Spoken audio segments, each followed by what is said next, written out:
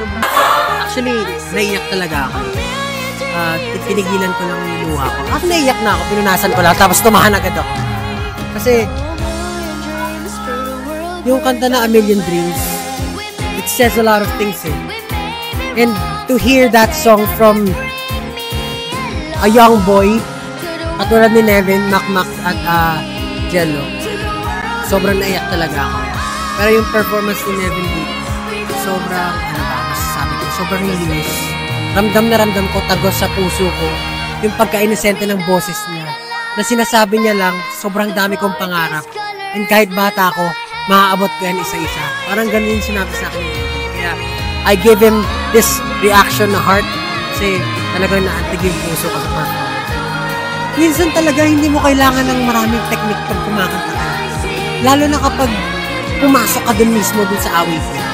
And parang si Nevin tsaka yung A Million Dreams naging isa. Ganun yung feeling sa akin. So, talagang kinakausap ako ng awit niya. Sinasabi niya sa akin na, ito na ako si Pablo na ako, Coach Pablo na ako. Pero yung mga pangarap ko matutupad ko, naging isa sila ng boses ng A Million Dreams. Yun yung nag-touch sa heart ko talaga. So, yung nagbigay ng edge kay Nevin. Nevin's voice is the cleanest and the sincerest of all. Yung boses niya, kahit kumanta siya ng napakasimple, matatouch yung heart mo. Kasi alam mo galing sa puso. Ganun yung nararamdaman ko every time Nevin sings. He's a very quiet kid.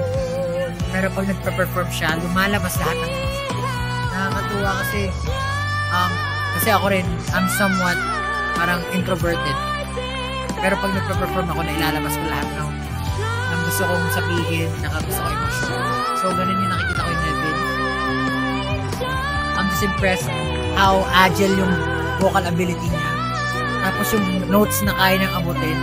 So, napaka-full package niya. For sure, marami pa itong bata. Nung nilapitan ako ni Nevin, I felt really proud. Though, gamit na yung proud. Pero kasi, it takes a lot of courage to move around. Kasi usually kapag kinakabahan ka, napaplant ka sa ground mo. Pero siya, he was very comfortable, umakyat pa siya dito sa stage. Tapos ako, para sa akin, mahirap mag-eye contact sa mga tao. Pero kinantahan niya ako, eye to eye kami dalawa. Actually, during rehearsals, nagkaroon pa ng, alam ko na pressure ko si Nevin kasi marami akong pinagawa sa kanya.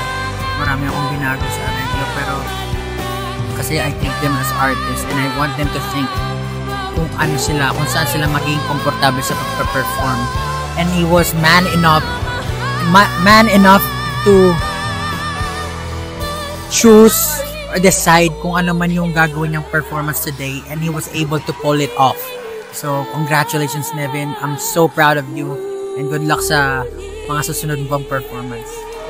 Yung smart niya sa pagkanta, pagdating sa mga techniques, pero more than that, naging smart siya emotionally kung paano niya atakin yung kanta kasi yun yung pinakamahalaga, yung pakiramdam na iiwan niya sa mga tao. I love you so much. Salamat dun sa performance na yun. Alam ko in the future mas gagaling ka pa. You will strive for greatness. And ngayon pa lang gusto ko na sabihin kasi hindi mo to laging madidinig. Pero manalo o matalo, buong pagkatao ni Pablo, gusto ko sabihin, proud na proud ako sa'yo. Sobrang naramdaman ko yung performance and parang hindi na ako makakahiling na mas magandang performance pa din sa binigay mo. So good luck. And sana tropa tayo hanggang sa dulo. Unang-una sa lahat, deserving po lahat sila manalo katulad sinabi ko. Pero gusto ko sabihin kay Nevin na ayun nga, katulad sinabi ko kanina, proud na proud talaga ako sa kanya kasi nakita ko yung improvement niya. Alam ko, deserve mo to. Alam ko, ginagalingan mo sa lahat ng ginagawa mo. Pero kung makakalimutan yung moment na to, yung journey mo with these kids, yung mga natutunan mo, lahat yung babaunin mo kasi malayo pa yung pupuntahan. So, galingin mo palagi.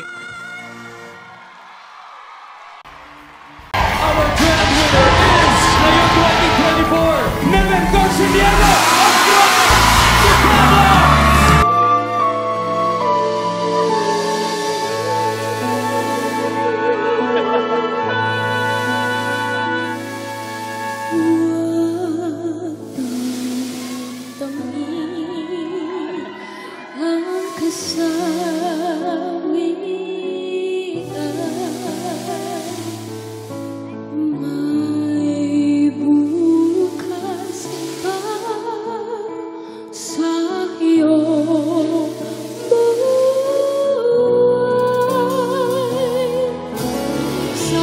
like this.